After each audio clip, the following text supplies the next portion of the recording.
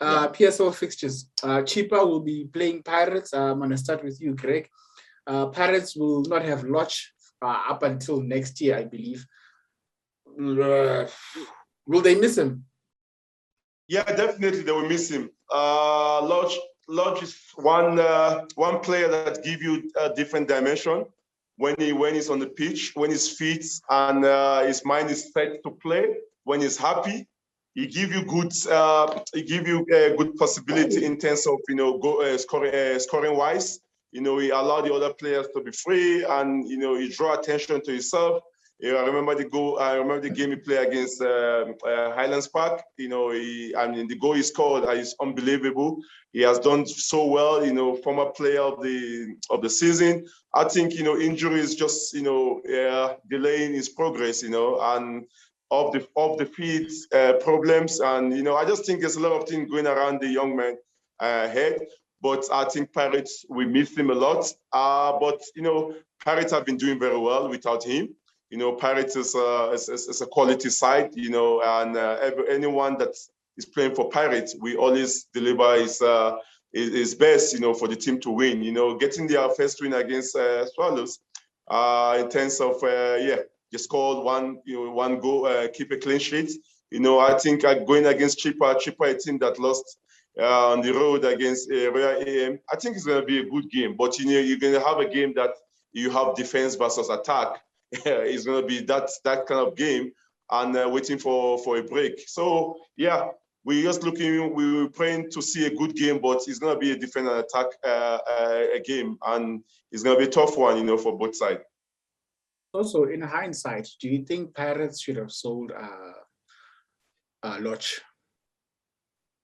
Yes, I feel that they should have sold him to make up for their natural number 9, for him to explore and make more money for himself. Time is not on his side. Now you can see he's picking more injuries. Last season, he also had the same problem. Now we're going to miss him again. The whole season, we're not going to see him. So by then, I think also we don't want to dig deep into how they do their things in terms of the conditioning and the injury prevention. When it comes to those aspects, I think they should do a far better job, because if they managed him well, they would have known not to field him in last season, because I think this injury that he might have right now is an occurring injury from the one that he had last time. So they should have tested out. There was a statement saying there was something, a freak injury of some sort. It was a freak injury from the Orlando Pirates website. I'm not sure what freak injury could mean. A lot of things at home, something happened at home. Yeah, but yeah. So basically, you do believe he should have been sold when they had the chance. Yeah, they should have cashed in on him and then maybe get a number 9, because this is the position that they're struggling with, because they're struggling with strikers. So having him and having, I know they just bought one, Kwama Prepra, who's also still going to try and find his feet within the country. And also, there's also no time for him to really be on the vacation, because Pirates needs goals. Mawasa is slowly coming into the picture. We're still missing Lepasa. So that's one of the position that was critical, so that they could have sorted it out by maybe releasing him to greener pastures. I think also selling a player is also good. You don't have to hang on to a player for far too long up until we start booing him. When he's still on his prime, let's cash up on the player and also let him make money, let the club make their money too. It shouldn't be a one-sided thing where a club is going to make money when now you are out of your top game. Then they dump you just like that. They're not going to even help you. Now you're struggling to find a club. So I think it should balance each other, and in the same breath, yes, it was a good move for them to sell him, not to keep him, because it's safer to at least play 1-2 seasons and move along. You can't stay for 7 years on one team. Come on, try and challenge yourself as a professional. So what are you talking about? Why are you saying about me now? Legend, 15 years at Swallows. How long, Greg? How long? And then Spiwe. Yeah. Spiwe. And then Greg is there 15 years. He only gets 100 rand a raise every year. You see, that's not fair. Instead of him getting new signing on fees. Come on, Greg. Obina. Pirates Chippa. How do you see this one going? Wow, tough game. Always difficult to come across play against Gavin Hart team, and I think with what he's doing with Chippa now is amazing. He's also bringing Chippa up to be one of the team, one of those teams that he has been coaching, except that he couldn't get things going in Kaizer Chiefs, but I played against him when he was in Super Sports. I played against him when he was in Bidvest. He's also in Swallows. He's a very, very difficult coach. He always build a very difficult team, and I believe Pirate will find it difficult also to face Chippa. But Pirate has the quality, to always open up teams, find the loopholes behind the defenders. But honestly, this season, I really haven't seen them hitting that point, very well. Yes, one of the they've had this few let down from goalkeepers, defenders, and there. But I believe Pirates has the edge over Chippa, but they should just understand that the coach they're facing is a very difficult coach that will build a very formidable team. It will be a difficult game for Pirates, but I believe Pirates will go through. Completely agree with you, Obina. Given tough match to crack. Other fixtures include the Cape Town Derby, Cape Town City versus Stellenbosch. Also, Baroka will play Sekhukhune. Then we'll have Swallows versus Supersport. And then Sundowns versus Galaxy. Greg, Sundowns versus Galaxy. ODG knows Shalulile very well. Do you think he can plan for him, or the quality here is just too much?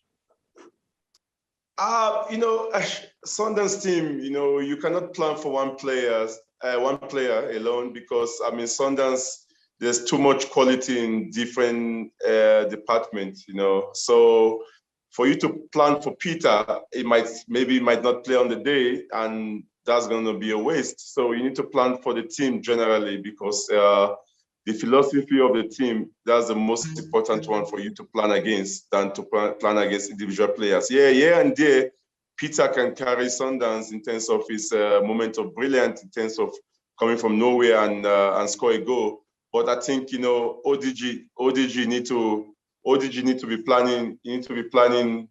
Yeah, against Sundowns, the whole team, because Sundowns team, on the day that things gel for them, I think they will be unstoppable.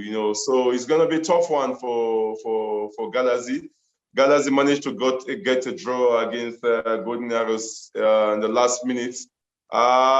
So against Sundowns is looking to extend their lead on the league table. So I'm playing at home. Sundowns always have that ability, to create a lot of opportunities. And planning for Peter alone, I think he's not going to solve the situation. You need to plan against the whole team of Sundowns, which on their day they can dismantle any team. So for TS Galaxy, what's the best they can hope for against Sundowns? Surely it's a draw.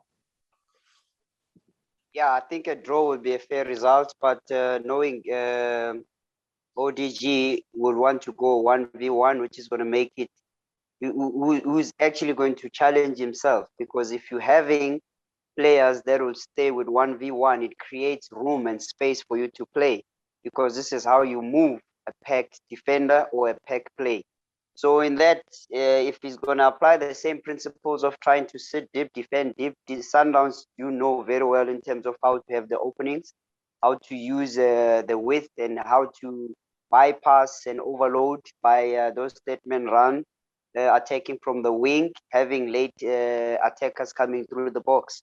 So I think if he's going to maybe play a more of an open game and try to also give Sundowns questions give Sundowns questions it will help him in terms of sustaining the game. But if he's going to start from the first whistle and try and sit deep and play defensive game and want a draw, not too early to really put up a sign that you want to take a point home here, because Sundowns will want to grab the whole 3 points. And how are they going to do that? With the personality that they will bring in the field, as Greg has mentioned.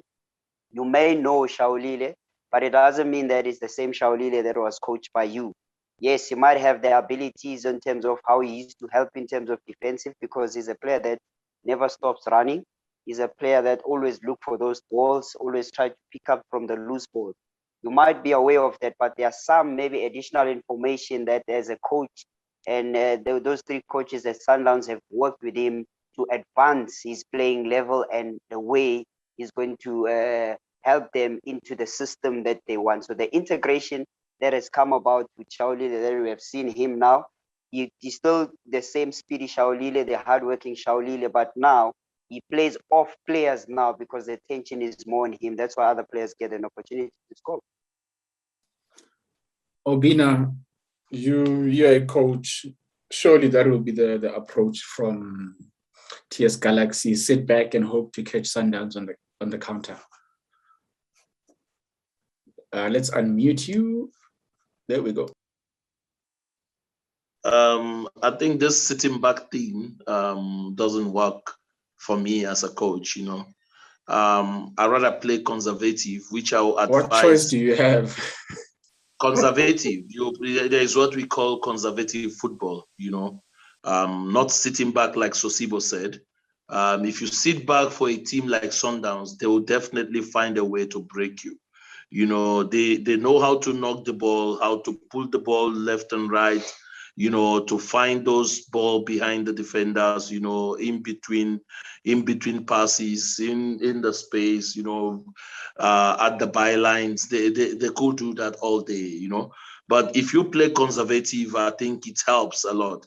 And TS Galaxy has been a team I coached, but when they were in the junior level, and I know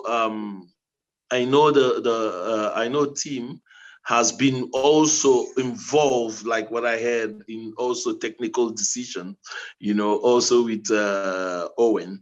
You know, I believe knowing Owen too, Sosibo said it right. He will go more of a man-to-man marking, you know, and if he could do it very well, if I mean very well, it will be a difficult game for Sundowns to play. One thing good players, you know, don't like is to always see somebody close to them.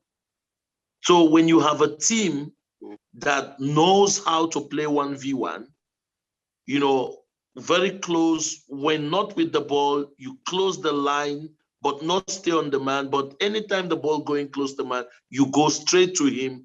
If they could do that very well, Sundowns, it will be difficult for Sundowns to play their normal football, you know. But again, the quality of Sundowns gives them the edge. The quality of the coaches they have, the quality of the players they have, the infrastructure, the money-wise, everything gives them edge over TS Galaxy. So, like you said, the only thing they will hope for is a draw. But again, would they come out with a draw? Look, a win is always close by to draw. You know, when you're hoping for a draw, you can also get a win in that moment, you know. So, look, for me, it's a walkover game for Sundowns. But again, football is played in the field, not the way I'm saying it with my mouth now. So I just hope that Owen will come out with a very good plan in order to stop the quality that Sundowns will present that day.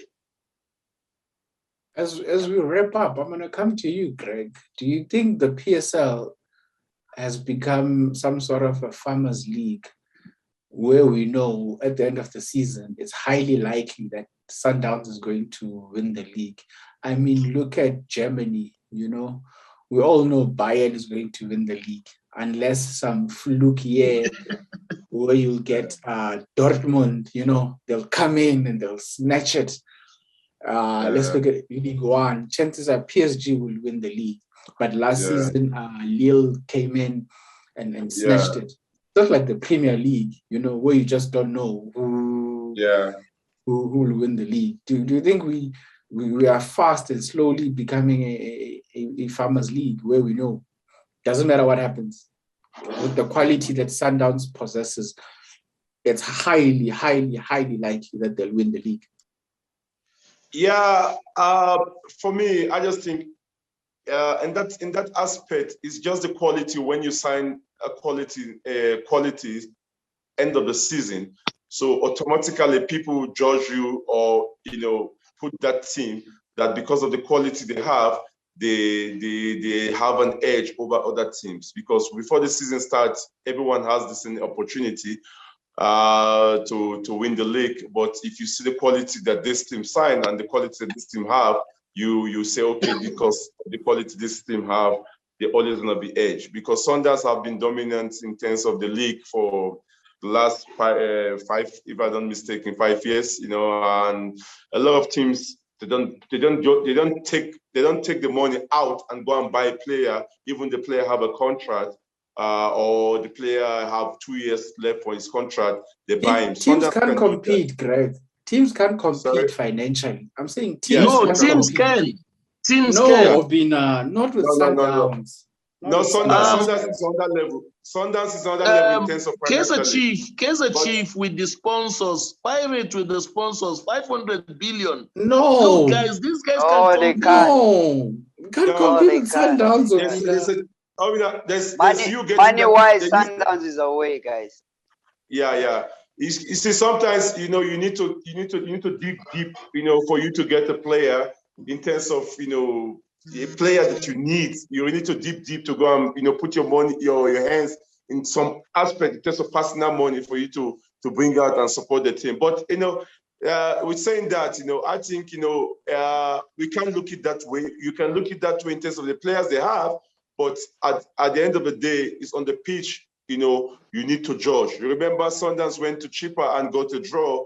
Chippa I can say with players that they don't have contract, with a low budget, but they got a draw against Sundowns, which didn't occur well. It didn't occur well with the coaches, and saying that no, they could have won that game. So once in a while, you have that scenario, and if you don't minimize that scenario in terms of if you make it a little bit of a gap in terms of you get someone that beats Sundowns or beat a team that have a lot of quality.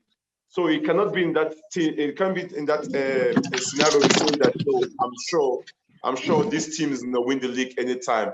So for me, I just think he hasn't gotten there yet, but we're in that environment with Sundowns dominant. So, but yeah, it's only Sundowns at this moment. It's only Sundowns that can beat themselves, Yeah, because Sundowns can beat Sundowns. So yeah, I agree. Yeah, I think with Sundowns, you're looking at the squad capacity, and also you look at the financial side, and also you look at the development structure to fit into the first team. They have set up a great model for themselves to always have the feeder so that they don't run out of their plan. Until teams start fixing their structures, I think things will be a bit better, but not financially, but in terms of how they do their scouting, that will also help. Because if you look at it history-wise, any player that you bring now into the country will always want to play for Kaizer Chiefs. But currently, when you start thinking about the financial side, you always think Sundowns right now. You're not going to go with history, but you're going to go where the monetary value is. So with that, Sundowns has got everything under wraps. And I think that's not an argument that can be placed on the table to be discussed, because they've shown it. How they competed, how they compete on the CAF, how they compete domestically. Even if other teams will be struggling, have to get accommodations.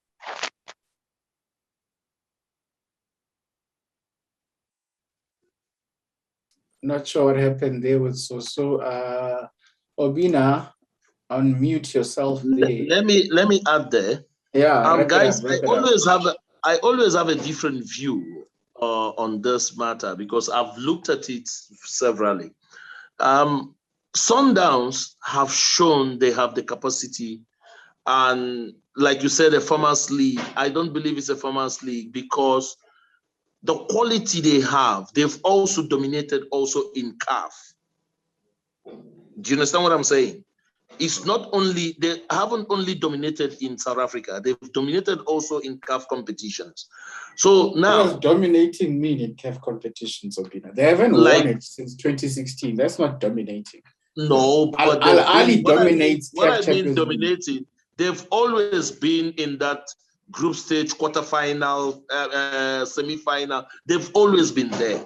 You understand? Okay. Yes, they haven't won it since 2016, but they've always been there. They've always represented South Africa very well.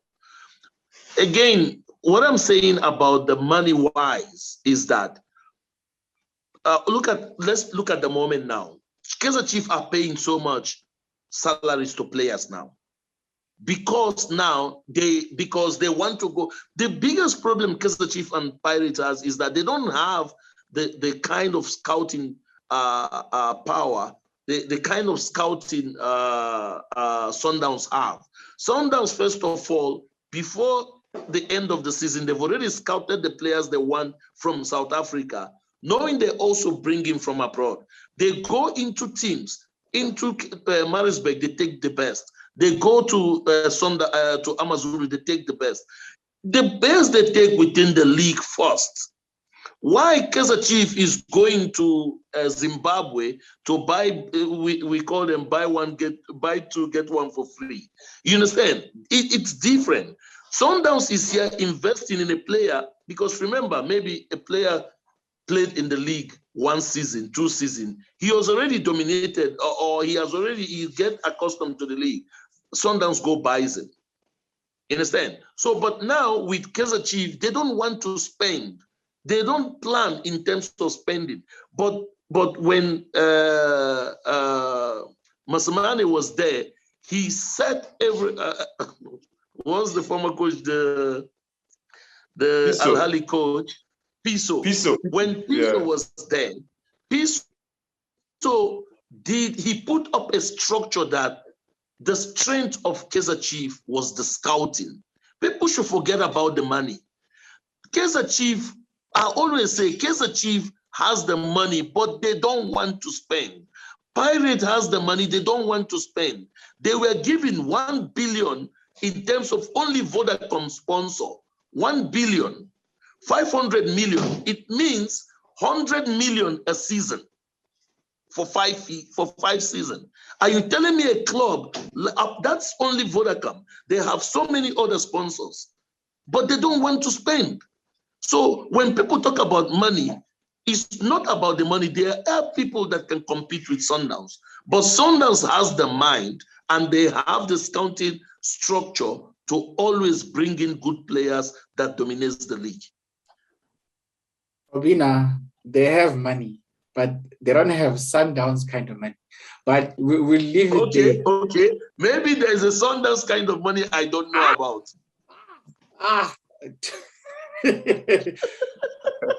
Thank you, Greg. Thank you, Obina.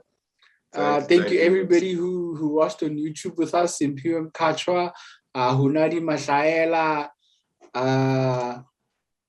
Kolowang Leswana, Pumelelo Nyoka, the Land of Dope Music. We see LS Media, Mazuma Katini. Soso is trying to rejoin. He lost connection. I'd like to say thank you to everybody who watched.